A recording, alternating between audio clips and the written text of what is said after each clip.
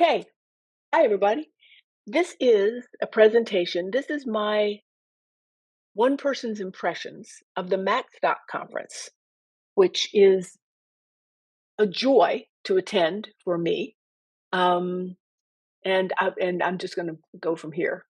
So, an overview of the whole conference. First of all, it's a conference in Chicago. It has been going on for 6, 8 years. There was a couple years missing during the lockdown, etc. But there were this year, every year there's a theme, and this year the theme was leveling up, meaning step up your game in whatever way it fits. So there were workshops and then also conferences, a conference itself, pardon me. It went Friday, Saturday, and Sunday, and the workshops were on Friday, and then the conference itself was Saturday and Sunday, and you could attend in a number of different ways. I'm actually not sure if he did streaming this year. He has done it in past years. He, by the way, is a gentleman named Mike Potter, and the conference itself is close to Woodstock, Illinois, which is why it got the name Macstock. This year, there were 4 pre-conference workshops and 7 Saturday and Sunday sessions. Each of those was about 45 minutes. The pre-conference workshops were 90 minutes. I'm going to stress again, this particular presentation that you are now listening to is one person's experience, just mine, so it's entirely through my eyes. And I'm not going to cover all the sessions, partially for time limitations, and there are additional reasons as well. There were a couple sessions on, for instance, on how to produce your own podcast, and I personally chose to either skip those or not include them in this presentation because they didn't particularly pertain to me. And then there are a couple of others that I also did not attend for a variety of other reasons or didn't comment on in this presentation. So the Friday workshops, which were the longer presentations, there were 4 of them. The first was from Allison Sheridan, who you guys have seen a number of times, delightful presenter, and she did something on Mac Tiny Tips. Now she has done something that she does typically. She has much of her stuff documented, so there are links, and we'll work on exactly how to get these to you, where she's got a lot of this written up. There will be links and you'll be able to get to those. She also has a video of her presentation up on YouTube that would be just her entire presentation. I will say, I personally love this kind of presentation. And you've got to love Allison in particular for making all her material so very available. She will be presenting again for us, by the way, before too long. On the Tiny Tips topic, where you get this little piece about how to make your life on the Mac a little easier, and this little piece on how to do the same, but it's a different piece, a different little trick. We had a really, really good presentation a number of years ago, actually January 22, that if you are, like me, an enthusiast of this, you might be able to go back to our YouTube on that and take a look. It was January 2022, as I said, and it was Mike Potter that did that presentation. The next workshop was from Mike Schmitz, and it was on his journaling workflow. Journaling is something that is pretty popular these days, and it's something I personally have not gotten much into, but I'm interested in sort of just listening to what people do. He is using Obsidian, something called Obsidian Daily Notes, and I'm sure some people out there will know exactly what that is. I've looked at Obsidian. I myself have not gotten really involved in it.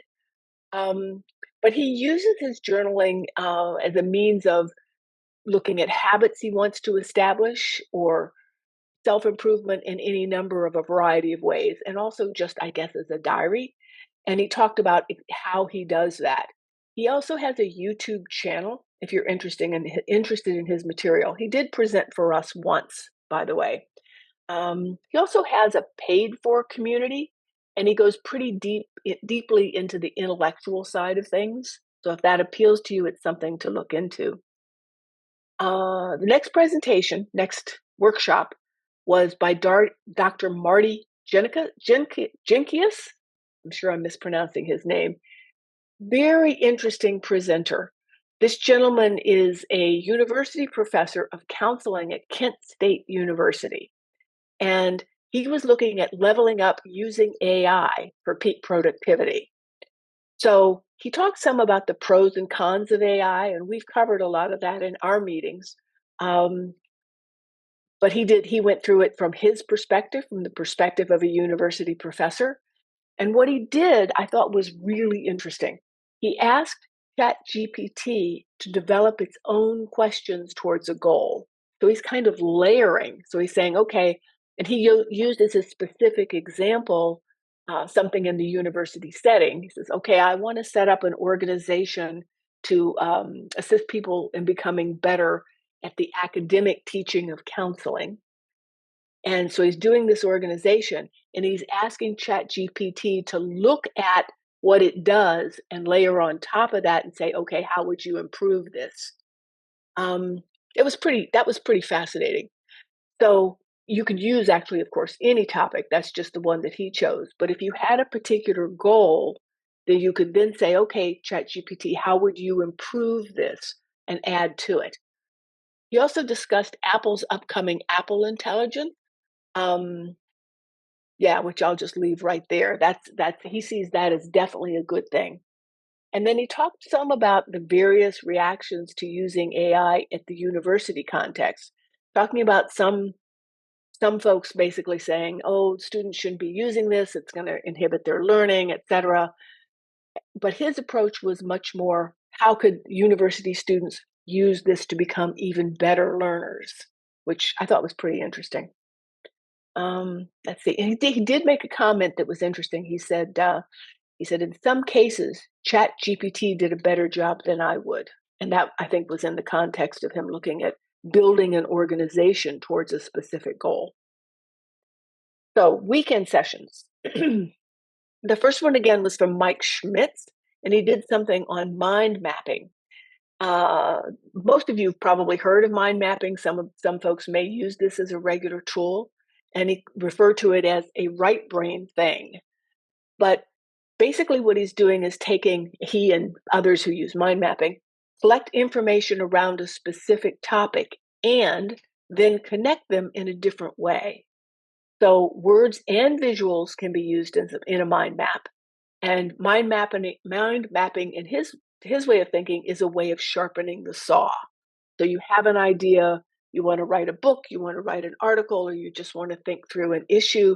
Maybe you want to think through your will, something like that, something very personal. You don't have to share these, obviously, with anyone. So you take a look at it from this angle and consider it in a variety of ways. And the mind map itself is supposed to be able to assist you in perhaps thinking of something in a new way that's helpful to you. He uses it, Mike does, as a way to get more out of the books you read. And also, I'll just leave it there. He takes extensive notes, and he does share those in the context of his larger community.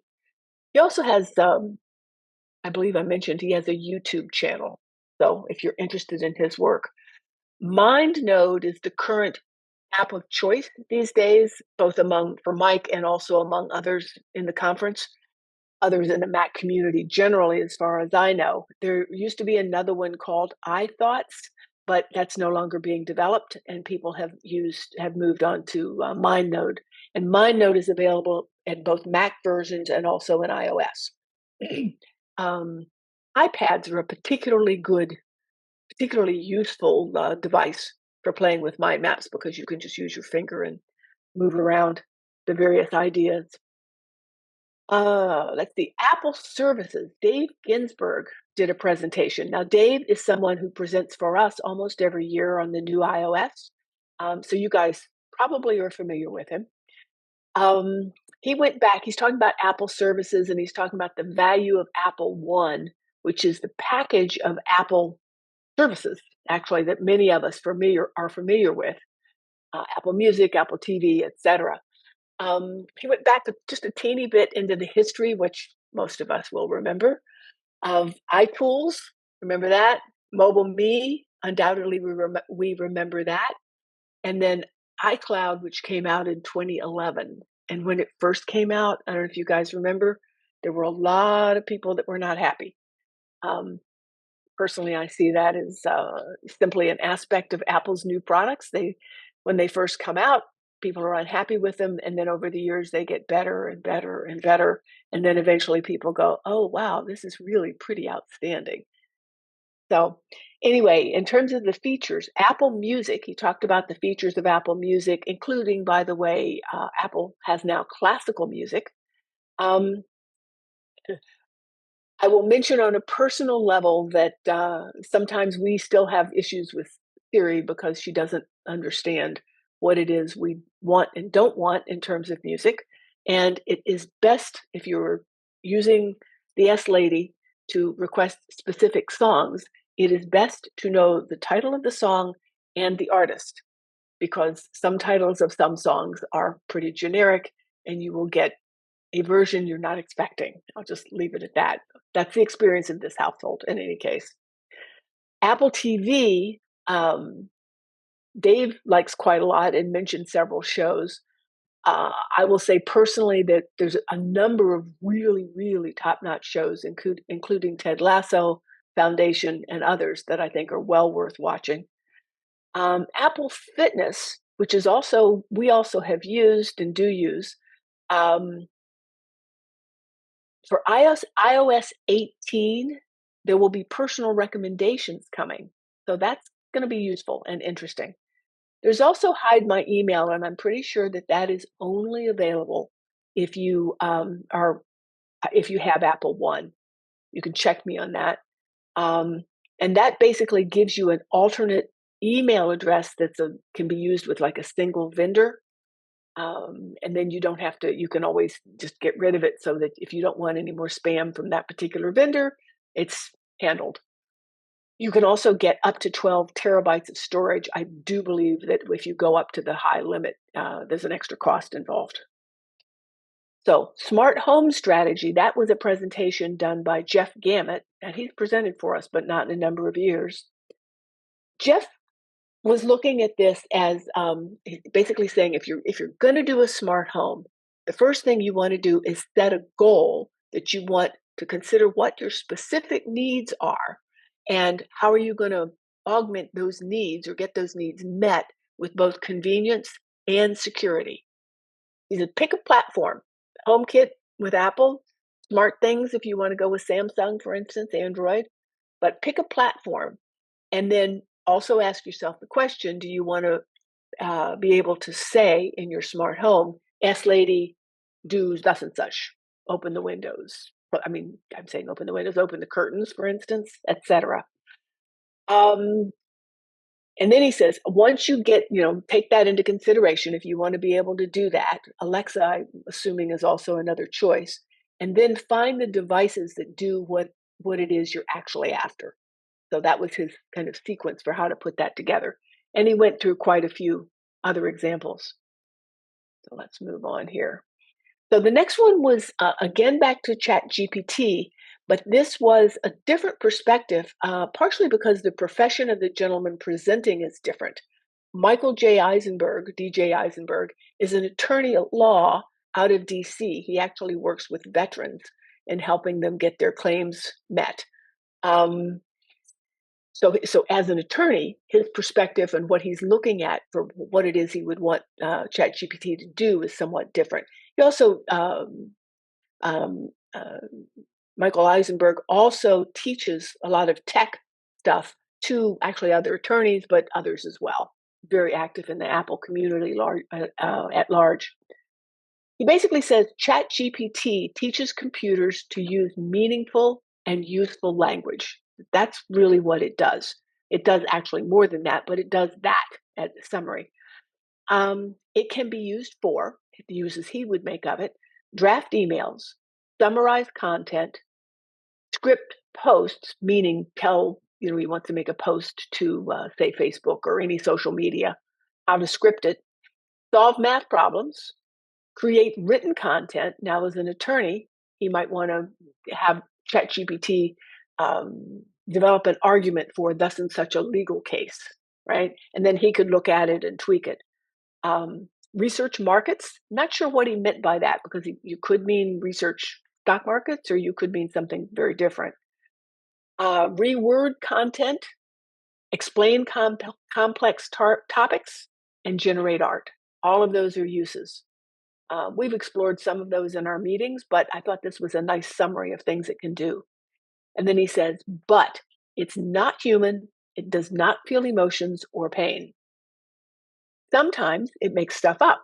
That's the downside, right? We know about what's being called these days in the press hallucinations. And when you're using ChatGPT or any other AI device, you want to protect your privacy and consider deleting your chat history. So he does use ChatGPT in his practice, but obviously many of us will remember the story of the attorney who had ChatGPT develop an entire legal case, and it made up specific quotations quoting the US code number thus and such and thus and such, and it turned out that no such thing existed. So don't do things like that. I'm sure Michael does not do things like that. So you have to, again, the cautions. Making the Mac work for you. This was Allison again. And basically, so remember the whole theme of the whole conference was leveling up, right? I think I mentioned that at the beginning. So whatever you're doing, how to do it still better. Allison talks about keeping your mental acuity sharp, keeping your mental acuity, your mental whereabouts, by mastering something hard. There's a lot of documentation. She has studied this, and I've heard this from other sources as well. There's a lot of documentation that as we get older, if we want to keep our abilities to function at a high level, mentally speaking, physically too, but mentally, then one thing to do is master something difficult. Keep learning. Find something that's difficult for you to learn and really put the effort into it. And that helps keep us sharp mentally. Going back to the Mac specifically, one of the things she mentioned is quit the app before it quits you. So some of us get stuck into using whatever app. For instance, I was talking about mind mapping earlier, and the previous app that a lot of people used was iThoughts. And now people have moved to mind nodes because iThoughts is no longer being developed. If you get stuck in that, then that app is not being updated. You run security risks, etc. And learning the new app can help keep you sharp. So Allison also suggests using text replacements. Text expander is one. Type it for me. I did a presentation on that a while back. And then Apple in system prefs, which I think is now called system settings, and that with the new OS, Apple has a built-in setup where you can use just a couple of abbreviations. It's not as full-featured as the other two, but if you just wanted to play with it a little bit, you can use Apple's built-in system and play with that and develop some new skills, some new keyboard habits, etc. Keyboard shortcuts is another way. Learn, become more efficient, become better and better at using your Mac. And then document what you know. And Allison she's just really, really good because she practices what she preaches here, and she makes the information available to all. The links that I have linked on the previous, where she did her workshop on the Friday prior to the rest of the conference, those links link directly to a lot of tips and such that she has documented and again makes available to all of us. It's available on her website. So that's really cool. Lots of stuff available there. Okay, moving on. Brett Terpstra, level up your inbox in mail. Now, I'm not that familiar with a lot of this, and I certainly don't have the same issues he does, but he gets about 900 emails a day. That's a lot of email. So he uses DevonThink as an email archive and mentions specifically that if you have DevonThink and you use it in this way, if you double click on an old message, it will open that message back again in mail, even if it's 10 years, 15 years old, assuming mail still has it. I would imagine it would. He also recommends SaneBox for Mac, which I have not used. He does say that there's really not a great iOS app for mail. I mean, pardon me, I said for mail. Yeah, for mail. So, yeah, so there's not one that he recommends, but SaneBox for the Mac, he does recommend. And then Clean.email is a web service, and he basically says you can use it once and then cancel it. And then go to SaneBox. He says he does mention that Clean.email is pretty expensive. I didn't look at the pricing on that myself. And he also advocates the use of smart mailboxes. And through using this system as a whole, this is how he keeps himself, I guess, cogent and sane and fairly normal as a person who gets 900 emails a day. So now this is about leveling up your brain power. There is a lady out there named Kelly Goumont, and what she had us do, she gave out balls of yarn to everybody who was in the room, and she taught us how to crochet. And the reason being, because there's again research showing that if you want to keep your brain sharp, if you do something, if you doodle, if you crochet, if you do something with your hands while you're like in a conference listening to stuff, you retain more and it sharpens your ability to hold the information, but also presumably makes you more intelligent or helps you keep your mental acuity longer. So this was funny. I will tell you that I did not do very well at this. And my excuse is that I didn't have any reading glasses with me and I couldn't see very well. However, telling a tale out of school, my dear beloved husband did, you see the green ball of yarn in the middle, the one on the right? You see the notice that has the most crocheting? It's because he did that. He was very good at it. So I was not. We brought the balls of yarn home for the cats. So there you have it. Did she have any proof of that idea? She did not necessarily supply it, but I think you could look on the web and probably find documentation. I have heard this before, but I couldn't point you towards a particular URL or anything like that. So, moving right along. So that's all the workshops I'm going to cover, and all the both the workshops and the presentations during the weekend itself. The other thing that we had going on, we had the MacGeekGab podcast. I'm going to move to that in a second. Before I go into that, though, let me ask you to take a look at the picture that's here on the right. That is a picture of my iPad. And some of you may remember, because I think maybe a year ago or thereabouts, I showed this to you guys at one of our meetings. Because my question was, this was a tech question, this thing cannot verify server identity. The identity blah, blah, blah, rackblah.com cannot be verified.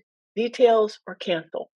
That dialog box was showing on my iPad for easily 2 years, maybe closer to 3 years. And we could not figure out what it was, why it was there, or how to get rid of it. I brought it up here at the Mac User Group. I also took it to the Apple Store and said, help. Now, to be fair, they didn't point me to a genius.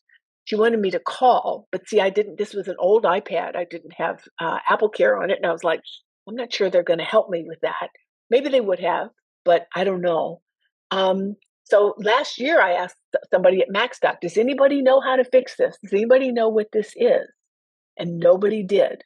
So here's what happened. There's the podcast called MacGeekGab. We've had Dave Hamilton on as one of our presenters. And Dave Hamilton now, it used to be configured with some different people, but Dave has always been there. But Dave Hamilton, Adam Christensen, who's also presented for us here once or twice, and Pilot Pete are the three principals of this podcast. They got up on stage at Macstock and they said, okay, we're going to have a Stump the Geeks, come up with questions that we can't answer. So I raise my hand and I go, okay, I've got this thing on my iPad. What is it How do I get rid of it? So the episode, I've got the episode here linked if you want to listen to the episode. They came back and they said, try and see if there's something about a calendar, like an old calendar update notice, whatever, that you have there. And so Charles and I get in a corner and we playing around with the iPad and we looked at what I had in calendar and we found it and it was gone. They met the Mac Geek challenge of stumping the geek. We didn't stump them. We tried, but we didn't stump them. So there you have that. That's was very I was like absolutely thrilled to get that off my iPad after about 3 years. Um okay, the next thing that happened, well, let me give you a little background here. We had Wally Cherwinski as a presenter for us a while back, and he gave us some tips. Um, he gave us some tips about how to do videos on our iPhones, right? And what he does at Macstock every year, and usually this is the closing thing, a variety of people present videos that they do. Um, so they present them, and he chooses among several of them to show. And there were a number of them, there were quite a few. And this one,